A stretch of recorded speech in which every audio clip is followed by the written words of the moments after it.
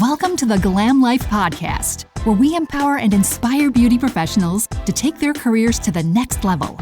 Your host, Victoria, is a certified business coach with over a decade of experience in the beauty industry, helping countless beauty professionals start and grow successful businesses. Now she's sharing her knowledge and expertise with you. Whether you're just starting out in the beauty industry or looking to take your business to new heights, this podcast is for you, covering topics like community, management, branding, and much more. So join us on this journey to build the beauty business of your dream. Hey, what's up? Welcome to the Glam Life Podcast. My name is Victoria Rocca. You might know me as Victoria Glam if you follow me over on Instagram, and where you really should be following me if you want business tips and tricks for your PME marketing business. I would say follow me on YouTube at the Microblading Institute. We do coach on skill set there, but boy, do we coach on marketing. Today, I have a very, very special guest. She's very special because not only is she an influential permanent makeup educator with students who take her lessons all over the United States, the UK, and Europe, and Canada, but also she is one of my very best friends. Hi, Katie. Katie Schofield, everybody. Hi, and I'm so glad that you pronounced it correctly. Schofield. I love her. I love her. Inside jokes. So you guys, Katie and I met during pandemic time. We were both locked away in little rooms doing very different things. I was coaching beauty businesses and she was working on her own business and working very hard. And I had just had a baby and she didn't mind me showing up to every meeting in sweats with big blankets, snuggling a baby or just being exhausted and having my 18th cup of coffee for the day. So we actually invented this thing called Blanket Club, where we would both show up to the meeting with different blankets and surprise each other with what blanket we had today. Listen, COVID was a weird time for everybody, but this does feel a little bit like Blanket Club. Like we had a date on a Zoom call, just the two of us to talk about business. We did. I remember the one time you were like, I can't wait for Blanket Club this week. And then you turned up with one that was like a dog blanket covering your entire face. And I remember just logging on and just losing it. And still, it's one of my favorite COVID memories. I saw it last night when I was looking through all of those old stories on Instagram for the last like 8 years. I was making this YouTube video last night, you guys, that kind of tells how I got into permanent makeup and then what moves I made in the industry to get me where I am today. It's like, it's not that long. It's like maybe 10 minutes, but it's got pictures and videos for every little step that I'm talking about. I went and pulled them from my Instagram. And one of the ones that I saw was the Blanket Club one where I had that sack over my head with a dog face. So funny. And I remember I logged on to Facebook afterward and you had tagged me in it. Yeah. Oh yeah. I posted that shit everywhere. There was like, if you're funny, like for me, you're going everywhere. Just FYI. I love that.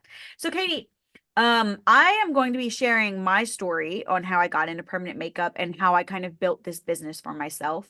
But I really want people to know your story. I feel like mine is so typical. I was a mom and I wanted to own my time. So I left my 9-to-5 and I got into the beauty industry. And then my beauty industry, yes, I've taken it to heights a lot of people don't reach. But the story of getting there is pretty typical, right? Like I had a business falling out with someone. I started my own thing. I didn't mean to own a business, accidental entrepreneur, built it up. And then things happened for me because I made a lot of the right moves and I invested in a lot of the right, education. But you came from a very different world altogether. You left home really young and then you've been kind of carving your own path every step of the way. Take me through a little bit of the Katie origin story. Yeah, I mean, this is where I feel like very different. I don't feel very represented in the world of permanent makeup. And I felt that when I joined it, I had to kind of be someone else. And as I've got older, I feel like I'm definitely settling into just being much more myself. So I left home very young.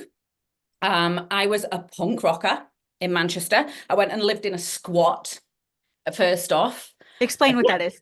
Do you have what a squat? It's like an illegal house where you like where you would stay where you're not supposed to be, like flats. A bando.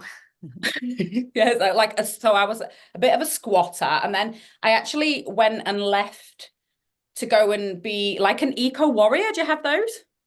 What is an eco warrior? Like an eco warrior. So like the people that are fighting for the planet. So Oh, yeah, yeah, we yeah. would Hippies. like protest against Rose things. And so I went and lived in one of these low impact living organizations where we Like a had yurt? Huh? No, I had like a trailer, but I had like I like big, everything was composted and like your water went through reed bed filtration Oh, and we yeah. had our own electricity and Like a it was hippie compound. it was a hippie compound and I was there for 2 years How many and people live there? maybe 30 or How so. did you deal with that? Really easily. And you know what? When I look back at that time of my life, I think it's a time of my life that I'm really glad I had for several reasons. The first reason was I was incredibly poor. So I had Right. absolutely no money because we were growing things. And, if I wanted to watch telly, we had to pray for it to be sunny for the solar panel. I'm not even joking. So because of that, I think it really hardened me to Wait, having stop. I'm stuck there. one. Oh man, it's a beautiful day. Maybe we should watch some television. It's like it's a sunny day, Love Island tonight. But that hardened me to it made me understand the value of how things work, and how wasteful people are. It also taught me the value of knowing how to be really poor. So I think that later on in life, I mean, you know me because you work with me. I'm motivated by success, but not so much by money. I mean, I've got really nice things. I'm surrounded by nice things, but it's not my primary motivation. And in COVID, I think that really helped me because I could go back to going, oh my God, I must be really poor again. Here we go again. Here we go again. But I knew how to do it because I'd done it so well. But actually, when I look back at that time, it's something that I look back on with a lot of fondness. It was a really good time and everyone that knew me at the time always talks about that place with like, we've all got rose tinted glasses. We forget that we had to like shovel snow and wee on the gas tank to defrost it and all. Not squatting over the gas tank. I have a similar experience in my background. Everybody knows I was an exotic dancer all through college, and I am still friends with the girls that I worked with, which is highly unusual for a strip club. Like most of the time, it's transactional, right? Like people come in, they make their money, and they leave. They're not there to make friends, and they're certainly not making lifelong friends. Those might be the friends that they partied and did drugs with or something in their 20, and then as a mature adult and they're married, they kind of want to put that on the back burner and not think about it or talk about it. And so they're certainly not hanging out with that person. That was not the case for the club that I worked at. There was a couple of circumstances that made that club a little different than other people. But it's kind of the same thing. Like we were in the dirt, a lot of people didn't respect us very much. It's an alternative lifestyle at that time. And to look back on it, I'm so glad you said with rose tinted glasses, because I do look back on that as such a fun time in my life and so fondly. And it taught me a lot of things about business. Now, it didn't teach me to be poor. I was very rich when I was a dancer. I was the richest person in my friend group for sure. But it taught me how to take it on the chin. So when people talk shit on social media, I couldn't give a shit. Somebody left me a 1-star review and said I was mean, and I started telling people yeah, I'm not even that nice. Google me. Like I take it on the chin. I really couldn't care.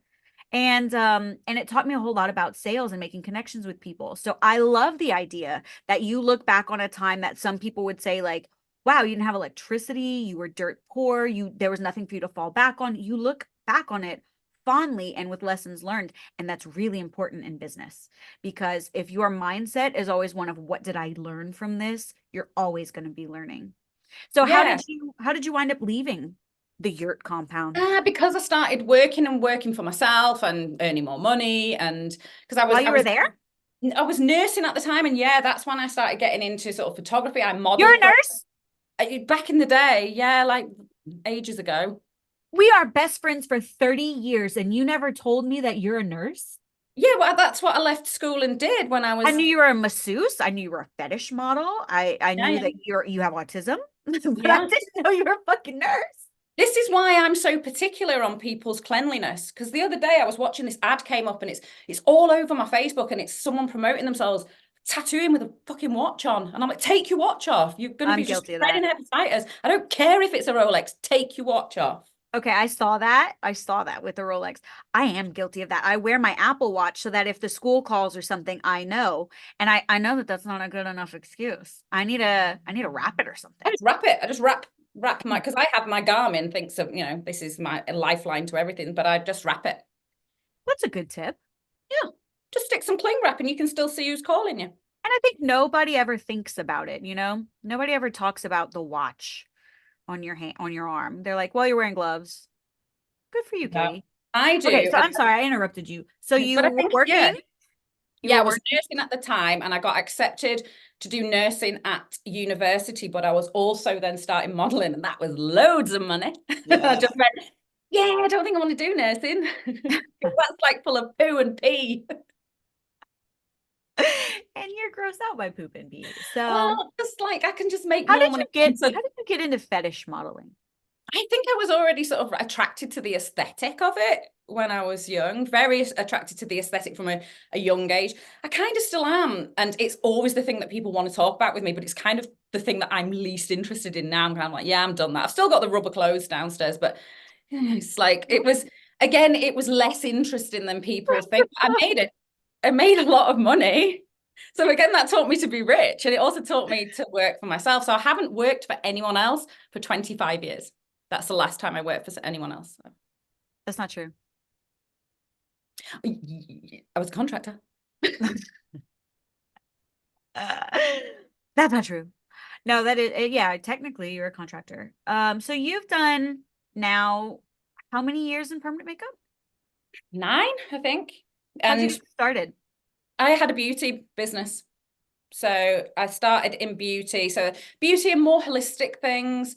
And then I just loved eyebrows. I think I've always loved eyebrows. And I would love combing them and setting them, but you don't make any money, waxing some eyebrows. And so it just allowed me to do the thing that I loved the most and actually start building a business from it. And I had a moment the other day and I literally live messaged you on my entire plane journey to come and see you. I got the Wi-Fi and I was like, oh my gosh, I remember when I trained thinking, this could be big for me. I could maybe travel. Imagine sitting on a plane, drinking champagne, going to America. And I'm like, hey guys. I'm first class drinking champs on my way to Mardi Gras. Yeah. And I was like, oh my gosh, it happened. You made it happen. So you made it happen. You did. I did. And really, this business in earnest started taking off when you started showing up for your business regularly in your room where you tattoo with your dog on camera. She doesn't tattoo with her dog. It's a joke. It's an inside joke. But I'm happy to make that an outside joke though, because literally, go ahead. That's what happens when it was you. You said this to me. You said, first come the copycats, next come the haters. That's when you know you're doing well. First come the copycats. And do you remember when someone ripped off my entire YouTube and put their logo bouncing around my head? Why would I remember that? She put her own logo. So she took my YouTube. And then Katie, I forget how old I am. Why would I remember? Well, anyway, somebody ripped everything. So tell me the story because I don't know what you're talking about. So somebody ripped off my entire YouTube and she was Persian and she translated it all to Persian, but she took my logo off and put her own logo on my head. I own you. I own it. And honestly, and I found her Instagram and she had loads of followers and they were all going, Master, you are so insightful with this knowledge. Thank you. Thought you were back in fetish modeling, huh? Master. Yeah, I was like, bitch, I'm the master. I know. Get this shit off here. That is wild. And I remember you, so I had it all removed. And I remember. What did I tell you to do? Everyone was furious. Mary Richardson's going, sew the bitch, sew her, like that. And I just remember you in a sea of everyone going, that's outrageous, that's disgusting. You went, you got your first copycat. Next come the haters. And that was the one thing is someone had tried to have me closed down by saying I tattoo in my bedroom with a dog. Poor Gracie, she's just trying to live her life. She's a terrible assistant. She can't hold the paws. Oh my God. Yeah, that's so fun. No, that is true though, right? Like actually first comes the encouragement. And those are the snakes. So the first people when you start a business who come to you and say like, "Oh my God, this is so exciting. I'm really proud of you. I'm so excited for you." Some of them are genuine and some of them are snakes. Some of them are just waiting to see if they can get anything out of it or if you're going to fail. So they want to be close to you to know when you fail. They want to hear about it. They're going to be almost too involved. People that you're not that close with suddenly are like all up in your shit. Then I guess the haters are there the whole time, right? Then as you start doing well, some of the people who genuinely were happy for you are like, okay, that's kind of the completion of the story for me. She's doing well. She started a business. She's doing well. That's great. And every once in a while, when they run into you, they say, how's your business doing? That's amazing. I'm really proud of you. Those snakes start getting angry though.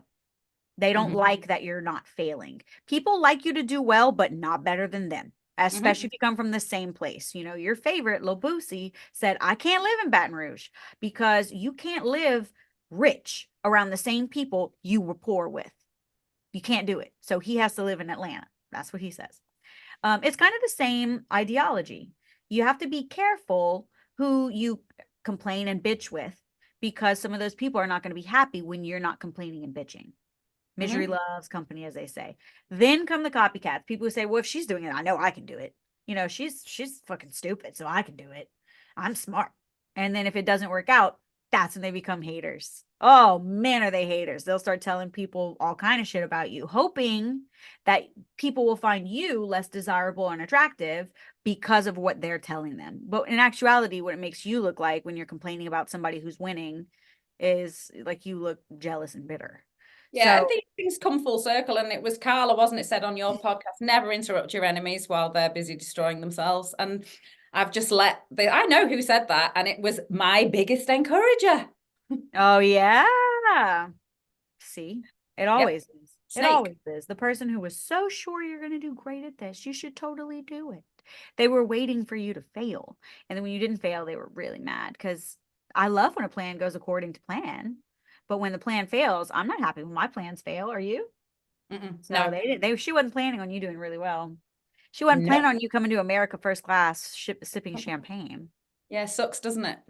Taryn Darling had a similar experience, and she talked about it on my podcast. Taryn was saying that, it was her and this girl. They didn't work together. They weren't partners, but they worked alongside one another. And Taryn had this great idea for her very long color theory class. And it was going to be done like in person, but online. So live for like 8 hours. And the girl was like, that's a terrible idea. That's a shit idea. Nobody's going to want to do that. Don't pour your time and energy into it. You shouldn't do it, whatever. And Taryn actually listened to her and she put it off for a long time. But it stayed consistent in her brain, buzzing like a bee. Like, I've got to do this thing. And it made her really famous. Really famous. And the girl got the sour oats, big time. And I asked her on the podcast, I said, and don't tell me who it is. Where is she now? Where is she now? Is she a Taryn Darling? Do we know this person? And she said, you've never heard of her. They don't like you to do better than them. That's always the case, isn't it? You can do well, but only if you stay under me. And that was cutting that person out of my life is when everything went stratospheric for me. So I realized it wasn't just that she wasn't helping me go forward. She was actually holding me back. It's true. And sometimes it's not even them holding you back. Like, there's someone who I always had in high esteem, who I thought of as like big sister type. I think I even verbally said that to her once. Like, don't you kind of feel like you're up here and I'm down here or whatever? And she was like, no, I don't feel that way at all. I feel like we're here. It wasn't until I got away from being in that having that person in my circle all the time. It wasn't until I removed myself that I started to kind of flourish on my own, because it was my mindset. I was always thinking, you can't usurp the master. You can never do better than so and so. So I would smaller myself all the time. But once I removed and it wasn't anything that she told me or said or did. She wasn't taking opportunities from me. She wasn't telling me you can't. She was actually telling me you can often, but it was my own mentality. I think that holds a lot of people back, but I've never seen that from you ever. You've always been so sure of yourself and of the moves that you're making. And I think that's why you're also so quick to be actionable. Where's that come from? I mean, you even left home so early. Like, you've always been confident. Really busy. I had stuff to do. Because that sounds like I had a bad home life, and my mum absolutely drove me insane. But I didn't have, I wasn't beaten or starved or anything. I was just incredibly busy. I had things to do. So I moved into Manchester. Grew up in the city. Grew up in the country, wanted to get into the big city, wanted to see the bright lights of Manchester, and then got there and thought, actually, it's nice for a visit, but I don't really want to live here. And so then I had to spend 2 years trying to get out. So I've worked from the age of 11. I got a job when I was 11 years old. I don't even know if that's legal. Yeah, I ran a cleaning business when I was 11. Your own cleaning business? Yeah, I had a cleaning business when I was 11. I worked 5 days a week after school.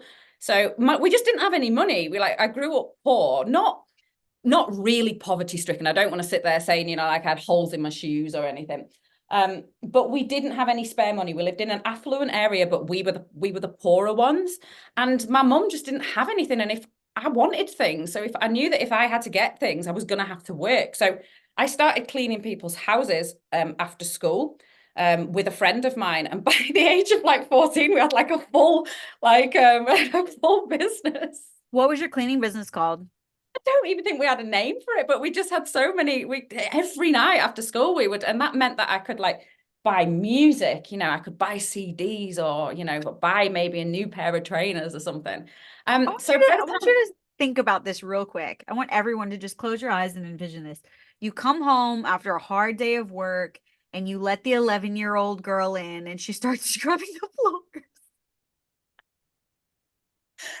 Yeah, when I think about it now. But to me, it's cemented that in my head that if I want the thing, I have to do the work.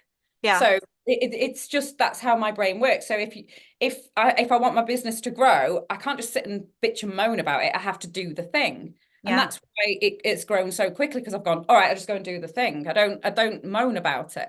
So I think that it is just a work ethic that I've always had. Now, don't get me wrong, I like kicking back and relaxing, as much as anyone. But yeah, I worked from the age of 11. So I think that's where the entrepreneurial part of me has come from. So your first year in a beauty business, talk to me about from the moment that you decided to go into the beauty business, and then what were your first moves? First moves in beauty. That was a tough time, actually, because I was sick. I was sick for a long time then. So it didn't take off very well. And I think that affected me for a long time, which is why I'm so fanatical about magnesium and vitamin D and everything. And I bitch and moan to you all the time to take it. Oh, I take my magnesium faithfully. I had a severe vitamin D deficiency and got flu, and then just couldn't get well again. So I had chronic fatigue. It was almost diagnosed as ME.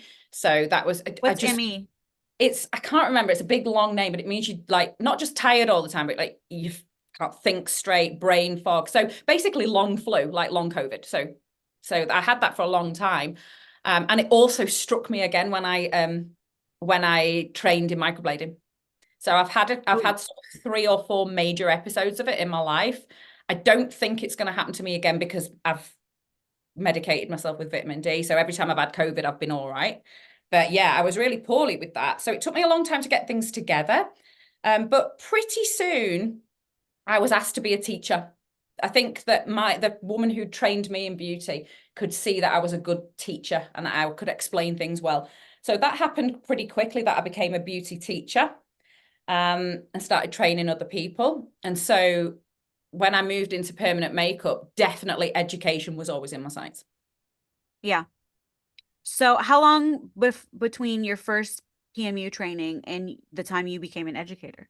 Oh, a lot. I left it years, and I left it years on purpose, because I really did feel, how can you teach someone how to color boost someone when you haven't seen your own work come back to you a year later? Thank you for saying that. Thank you for saying that. I think 3 years. So I think many 3 years. In my state, you need to be licensed 4 years before you start educating, but that doesn't mean that people do it, So many people take their first class and they're like, how do I become an educator? In the first class. I'm like, well, you go and do the thing first. A year and a half later, okay, well, I'm selling training. You haven't seen your own healed work. You haven't seen enough of your own healed work. What would you do for a color correction? What would you do with scar tissue? What would you, how do you treat this skin versus that skin? They don't know. I'm so glad you said that. Yeah, it was easily 3 years. And I actually kept in touch with the people that had trained me as well. So I think I had a real weird thing of not wanting to step on anyone's toes. Because what happened when I got trained is me and my trainer, this is going to sound really weird, but we kind of fell in love in a friend way. When you meet your soulmate, but they just happen to be a woman, and you're not going to shag them. But it was like we just kind of fell in love with each other. You know, I was like, you're like me. I think she's the person that kind of pointed out, look, I think you're autistic, you know, because I think I'm autistic. Her son got tested for autism and she's like, shit, it's come from me. And then she's like, and you're the same. And we kind of, it was like I met someone that I was able to be my fully weird self in front of, and she just loved it. So you're on the same wavelength. Oh my gosh, yeah, totally. So we loved each other. I got Jess to be friends with me by stalking her, because I took my training. Schofield stalker. Yeah, I stalked her, like fully stalked her. To the point that my husband stepped in and went, "You need to stop this. This is weird." So what did he think was weird? Right. So what happened is I trained and then I went straight to Italy on holiday. And I had my manual with me to swat up while I was on holiday. And I kind of posted and said, look, I'm swatting up by the pool today, and tagged her in. Yeah. And she's like, oh, God, I wish I was in your suitcase. I was like, oh, you kind of are, look.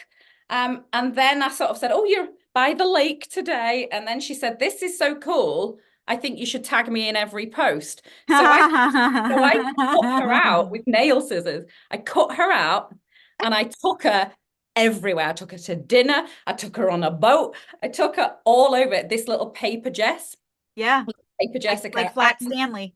Yeah. And then she messaged me and went, this has been so much fun. And then about 2 weeks later, I got a Facebook notification and she was in Florence with a little paper Katie. That's so cute. Okay, so because I know you, this is so funny. That's such a cute bit. But if I didn't know you guys, it'd be weird. Are they what's going on? We're not in love. Well, but as friends. Like, you're also not promoting anything. So like, it's a weird marketing campaign for your friendship that you guys are up to. And then she's like, look, Katie, here you are with some graffiti. And it was like a massive picture of a penis. And she took me all around Pisa. And then do you know what we did? We said, do you know, we've had such a good time. Let's go on holiday together. So we'd only met each other in our class. And then we went to Rome on holiday. And that was it. We were like best friends. My best friend, Ariel, and I had the same experience where we met each other and instantly, like, we were not attached at the hip, but it felt like walking into your own house, you know? Oh, I'm very at home. You're very comfortable right away. And at first there was a little weird piece of it, right? And maybe you had this right after your class. So we met on spring break. There were like maybe 80 of us who went on spring break, and we just, whoever got in this room is in that room. So we were in a room with like 8 other people maybe, and we don't know each other. So but we vibed really well, and we started hanging out, and we hung out for that entire week, and we were just absolutely playing the part of best friends as if we had been best friends our whole life, the entire week that we were wasted at spring break, right? Famously, I walked up to her at this party and I was like, you're the nicest person here. And she said, I'm on drugs. Like, famously, she was like, thanks, I'm on drugs, which she never did, but on that one night in spring break. And then a whole friendship blossomed out of it. But then we got back to Lafayette. We got home from Florida, and I was like, it's almost like dating. Do I call her? Are we going to actually hang out? Like, was this a one-time thing? Is this sustainable? And the first time we were home, I was like, we should go out for drinks tonight. Do you want to go to Agave or wherever we went? And she said, yeah. And as we sat down at the table, it was awkward, even though we just spent an intensive, like 10 days together. I was like, hey, you know, it's like so awkward. But then after that, once it felt the same as it did on spring break, after that dinner, never again. I mean, she is, you know, my kids' fake godmother, and just in my wedding, I was in her wedding. I did her wedding. I was the officiant for her wedding. We're that close.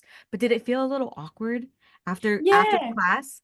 Yeah. And it's like, are we actually going to be friends? Or am I feeling something here that she's not feeling? Because I'm feeling like we're going to get it off. And it feels so weird because it's like dating a little bit. It's exactly like you're expressing. Like, it's not like you're attracted to that person. You're attracted to their vibe, like being around them.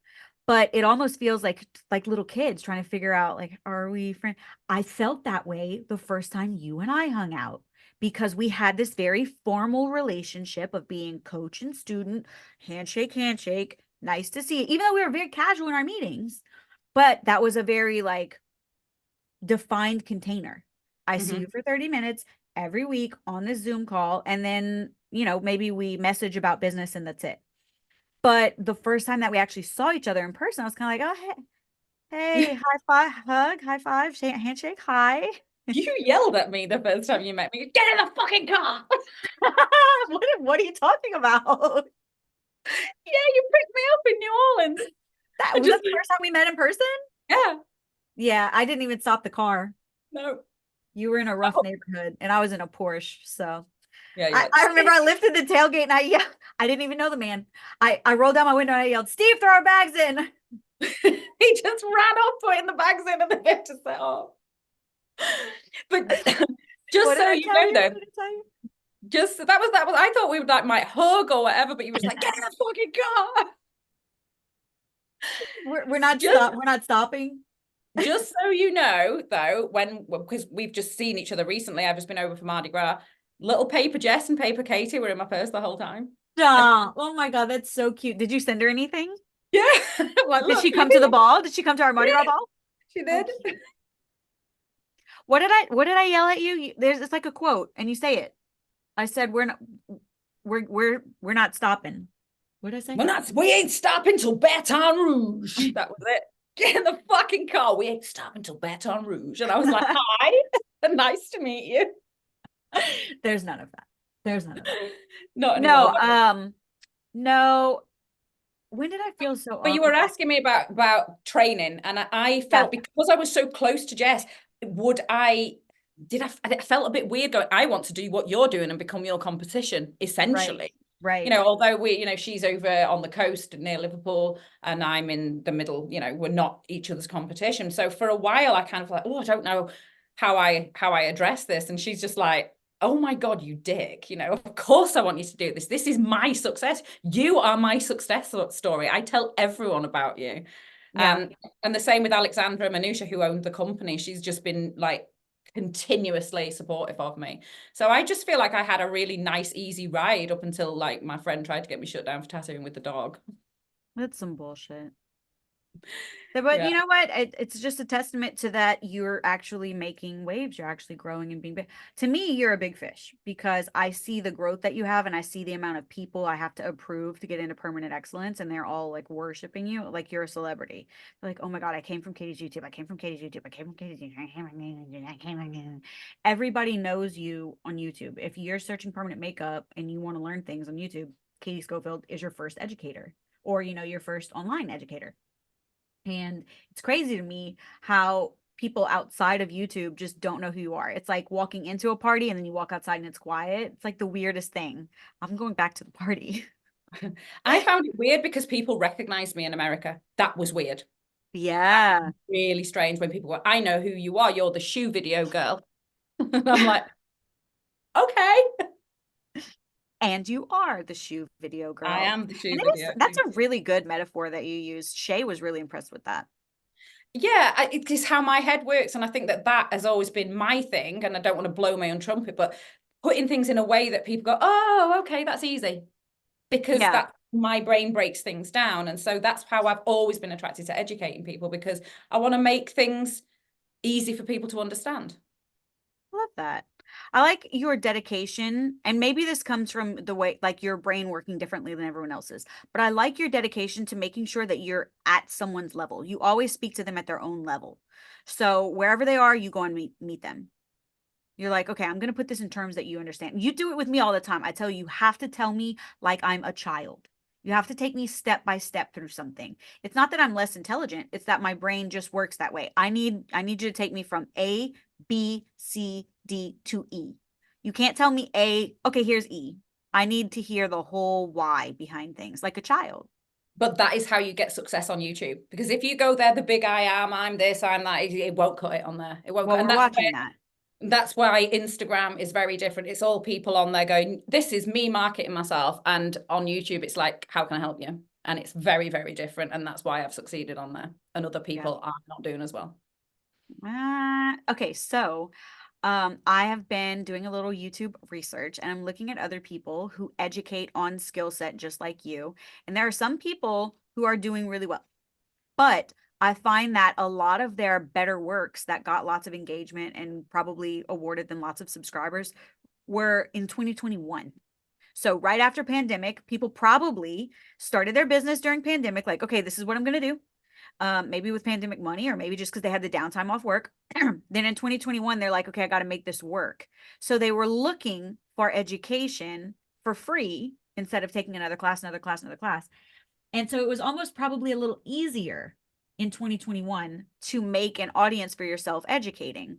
But you're doing it here in 2024 and you're doing really well. And new videos from those older artists in 2024 are not doing as well. So I don't think it's strategy for them at all. I think it was just dumb luck. But for you, it's clearly strategy because the opportunity isn't as wide as it was 3 years ago. It's not, yeah, it's not as wide everywhere. I think you hear the same on Instagram, you hear it on Facebook, and it is the same on YouTube. It isn't as easy as it was had you started 3-4 years ago, but no one has a time machine. And I still think that the opportunities on YouTube are something that gets vastly overlooked in our industry from big artists. I mean, gosh, I was speaking to someone who's very, very well known, and I just went, you YouTube shit. Yeah. And she went, just please sort it out, please. I was like, it's shit, man. That's, you're not how can you have 70,000 Instagram followers and it not be performing for you? Like live, I did it on a coaching call. Your Instagram, your YouTube shit. I was on that call, right? I don't know. You know who I mean. Maybe you don't. There's two people it could be. So I'm thinking, is it this one or is that one? But I think I know which one it is.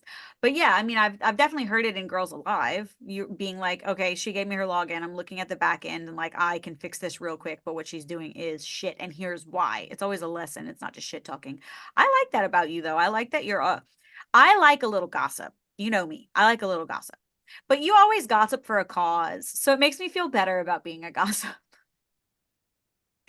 You gossip and we learn a lesson, Yeah, but the thing is, it's because I'm passionate about it. But I think the thing from me is knowing that I know what I'm talking about. Like a lot of people think they know what they talk about. And I think that was why I didn't push myself as quickly as an educator in permanent makeup, because you really want to know that you do know what you're talking about. You don't want to be the person that everyone's going, no, actually, that's incorrect. We don't want to be that. So with YouTube, it's having these things and it's tried and tested for me. It's like, if I do that, this happens, and it's repeatable.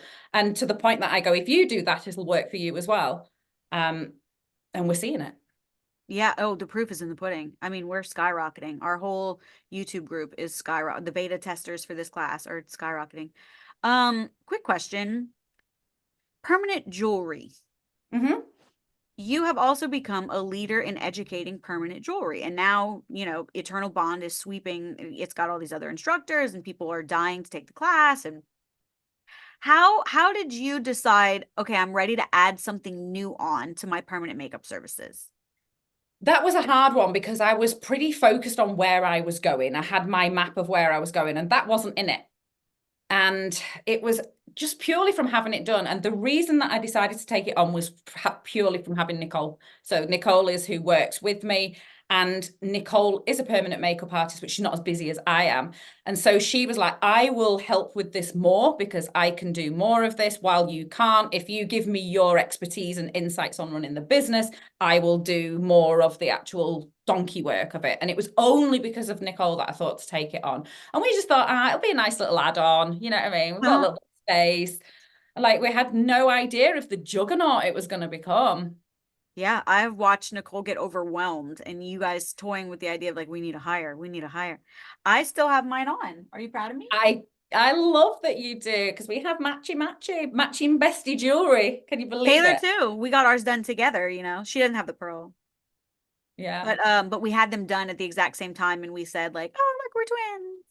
But you know what I love about permanent jewelry, which I didn't really think about because I saw the business opportunity really, is the fact it's really good fun. It really is good fun, but also it's a bit of light relief because let's be honest, we've got color theory, needle selection.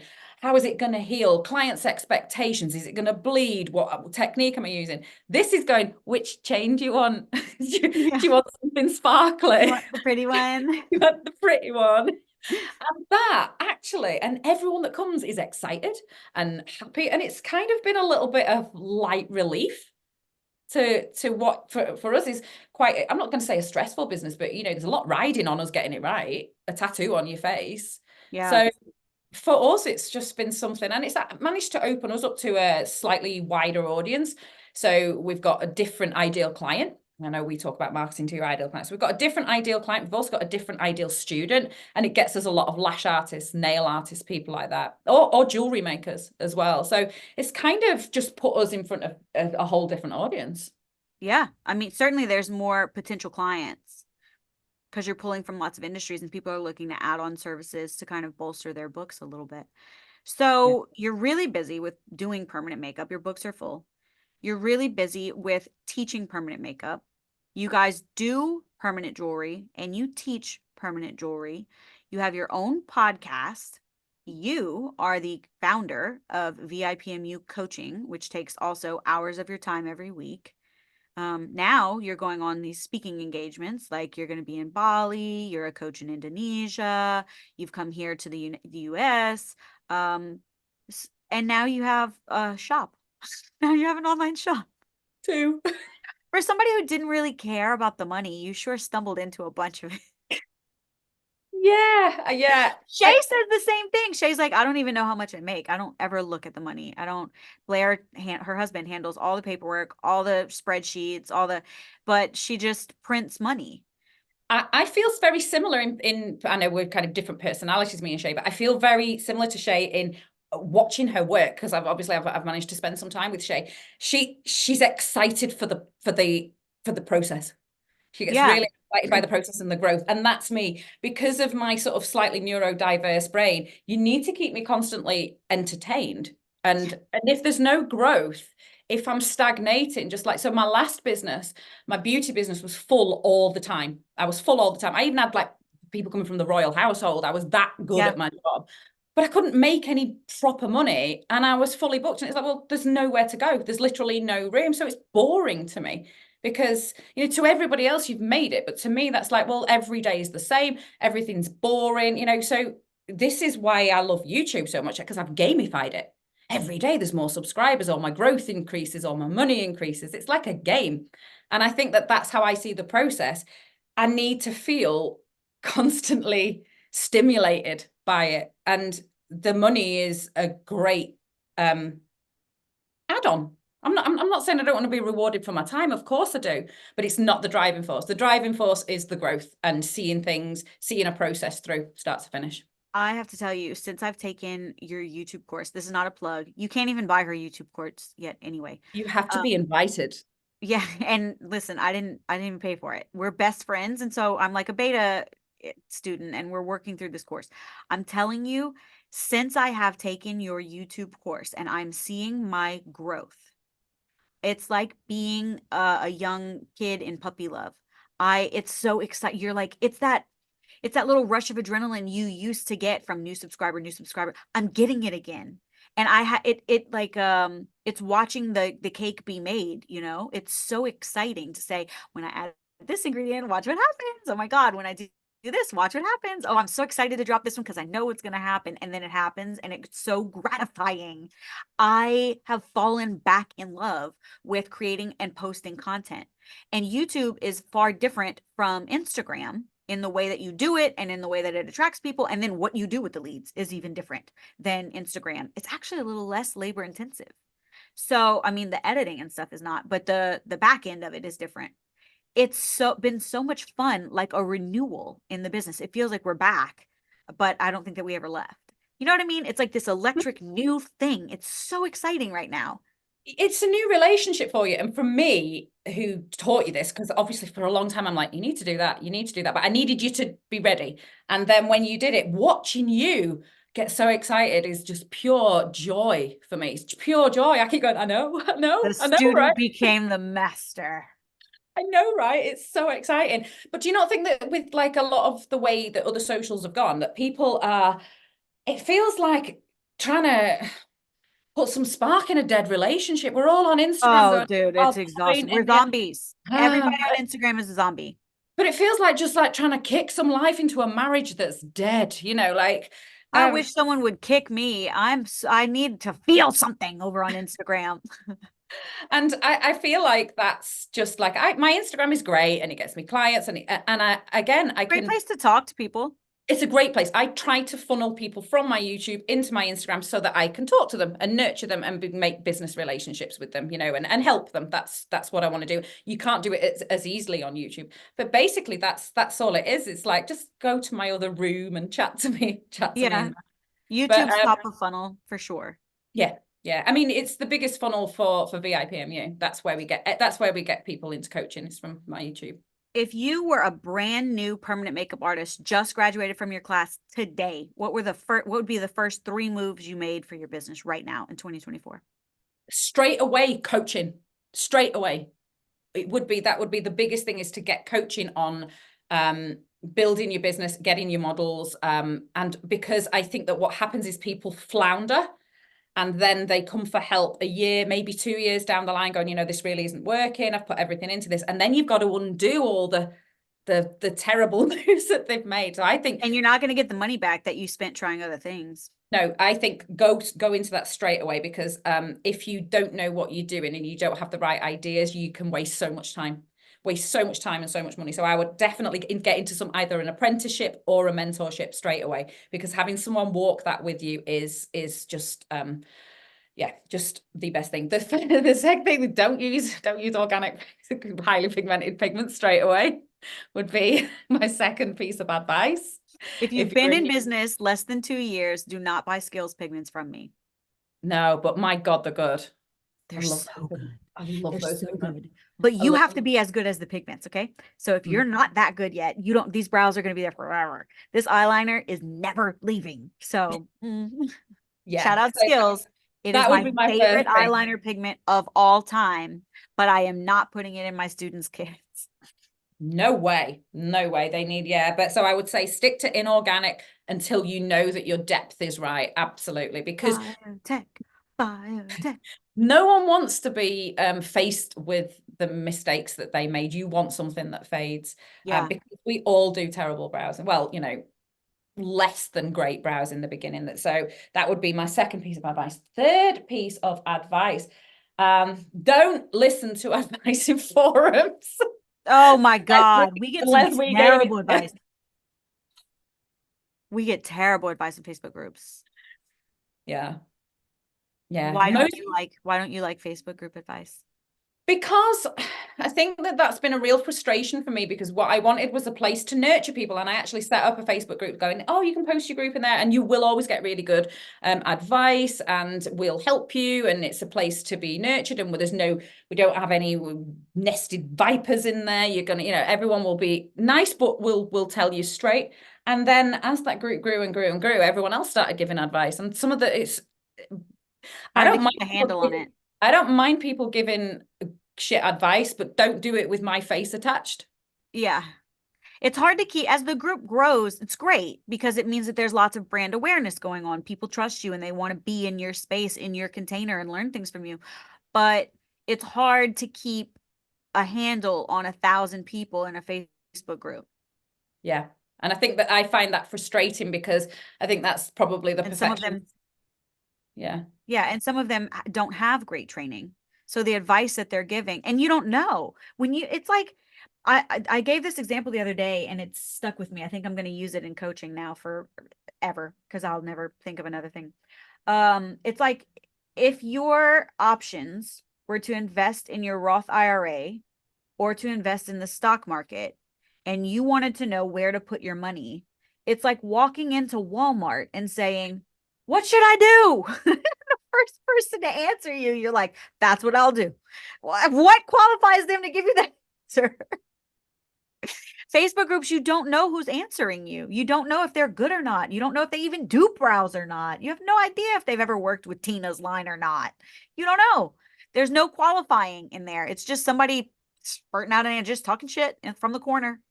But there's something about the written word that has power with people, and because they saw it written down, they think it's true. And I think that sometimes that feels like putting out fires for me, when everyone's going, you're not deep enough, go deeper. And I'm like, it's the last thing you want to do. Yeah.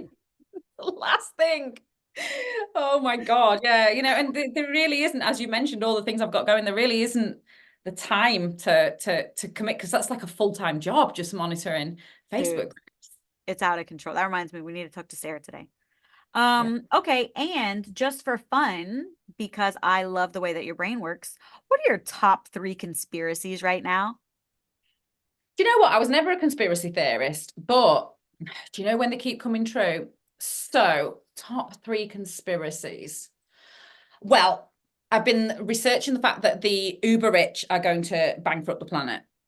Oh, So that's happening. I was listening to some evidence on that. So the uber rich. So I've got like a real intention on that. My nephews are only 6 and 9, and they really want to do a YouTube channel because they think it's really cool. And I'm like, I want you to do a YouTube channel so you've got a business that you yeah. can earn in money like now. That's like, because I really think that by the time they're older, things will be much more difficult for them. So that's my whole thing of like, there's like just a few billionaires that are going to own everything. I don't know what other conspiracy theories I have, Well, really. you're in the UK, so let me ask you about this one. There's a theory. There are two fun theories about the royal family right now. Okay. And I think one of them's bullshit, and I think one of them's interesting. So, Mhm. which do you want first? Bullshit or interesting? Bullshit. Okay. Do you know who Trisha Paytas is? No. She's a YouTuber. She's been around for a decade, 2 decades, something like that. She had a baby. I don't know how long ago this was, but what it's Googleable.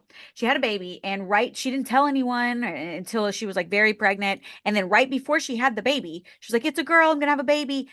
Queen Elizabeth died, and then her baby was born. And I don't know why, but everyone on the internet decided that Queen Elizabeth reincarnated in this lady's baby. I don't know why. And the baby's name is Malibu Barbie. And they announced that the king has cancer, and Trisha Paytas announced she's having a son, and people are losing. They're like, "Oh, it's happening again." Every time Trisha has a baby, it's the royal family. Well, there's the whole thing over here that people think that the royal family are lizards. You know that they're Dude, if lizards. if King Charles dies right before Trisha has this baby, I'll Yeah. be convinced. But I don't know. So I just don't. the other Yeah. theory is that he will not die, or he might die, but it's that it won't be death that takes him from the throne. Nostradamus apparently predicted 450 years ago that Charles would abdicate. Maybe. And they made a big statement about Wills stepping up yesterday, and he's going to take over some of the duties while King Charles is out. Is this the first footstep to abdicating? How accurate do you think Nostradamus has been, and how much of that do you think is us making things fit a narrative? I think that we fit it around our narrative because I mean I know that he's been like there's a lot of things that he has predicted, but I mean I don't know, I'm not really that bothered about the royal family. I know that everyone out there is. I'm a punk rocker. I don't agree with people ruling over other people. I certainly don't like me being told what to do by anyone. That's why I've not worked for anyone else for 25 years. I Um, think oh, sorry, go ahead. Were you but I expanding? like Harry. I like Harry because he's a little bit renegade. I know you guys are a bit tired of Harry and Meghan, but I always liked Harry because he was kind of the bad one. You know, he never towed the line, and so I always liked that about him. Yeah, he's a fun frat boy, right? Or he Yeah. was. I mean, now he's an adult, married with a baby. I think that it's interesting because I like to see how much marketing and social media influences people's opinions on things. And the more people make what seems to be history lesson videos on TikTok about the royal family, like way back in, not even just Elizabeth and them, but I've been seeing all this stuff on the Tudors and Henry VIII and all this stuff. The more people just take it as fact. I've never researched it. I have no idea if she's telling me the truth or if she's making it up. I don't know. And when they started mentioning Nostradamus, the History Channel's been talking about Nostradamus for years. And they really make things seem so much more, it's almost like clickbait. They make things way more intense or way more dramatic than actually were. And I think that a lot of times they're taking facts and making them fit into what Nostradamus said so that it looks like, you see, he was some kind of magician or something. He could see what the future. We do that in permanent makeup. I see permanent makeup marketers making predictions and calls for the market, and they actually panic people more than they were. Like last year, people were saying, "Oh, the crash is coming. The economy is going to dump. You need to make sure your business is ready to go now. You need to save your money now." Do you remember? If I remember, I know you remember. The very start of the pandemic, people were really flailing because Mhm. I'm shut down now. What do I do? there was a very successful permanent makeup marketer who was going to teach you to market your business and grow and scale your business and all the rest, who said, get all the money you can together right now. That's not bad advice. But then this person said, take out loans, max your credit cards, make sure that you have as much money liquid as possible. And that's terrible advice. But this person was so sure that, everything was going to crash and it was going to go terribly, that this person was saying, get all the money you can, put it all in one pot, have it on hand. People were listening. Can you imagine if right before you were closed for 3 months, 6 months, 12 months in California, you took out a giant loan, or you maxed out all your credit cards at 26% interest? Because someone you don't know in a Facebook group told you this was a good move? That's what I say. Don't take advice from people in Facebook groups unless it's us. We are so easily influenced. It's Aren't we? crazy. And it's the only place that we get news or information or opinions now is social media. Yeah. So people are so much more opinionated, aren't they, as well? I'm quite okay about not having an opinion on things. Katie, if people want completely unbiased, factual, skill-based education, where can they find you? First place, if you're looking for skills advice, then go to my YouTube, which is at PMU Mentor. If you want us to help you, then you should consider applying to VIPMU. You can find us on Instagram at VIPMU Mentor. You can find me on Instagram, Katie_Schofield_, or you can generally find me roaming in the woods. Scavenging. Scavenging. I'll never live that down. On a business meeting, Victoria Racker introduced me as a scavenger. Katie is a scavenger. Katie is a forager. I forage for wild food. I am not a scavenger. Things are not that bad. Scabbers. Imagine you think I pick up roadkill or something. Oh my God, I have to pee. Okay, you guys, I will see you back here on the Glam Life podcast next week. Bye, Katie. I love you.